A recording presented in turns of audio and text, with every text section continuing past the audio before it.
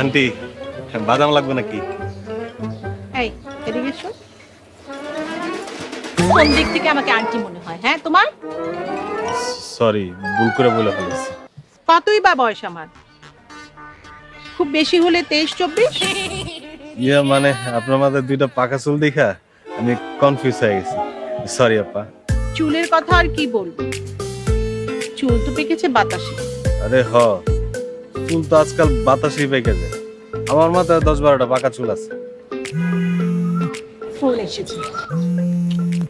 Excuse me.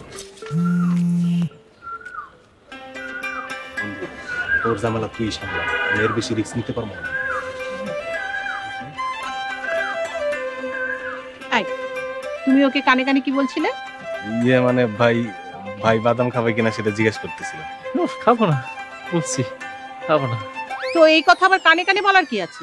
দাও বাদাম দাও। আচ্ছা তোমাকে জানি কোথায় দেখেছি। না না, ওইটা মনে হয় আমি না, অন্য কেউ ছিল। কিন্তু পুলিশ স্টেশনের ওই হাবিলদারটা একদম দেখতে তোমার মতো। কি যে কোন আপা, কোথায় একটা হাবিলদার আর কোথায় আমি সামান্য বাদামালা। নেন বাদাম নেন।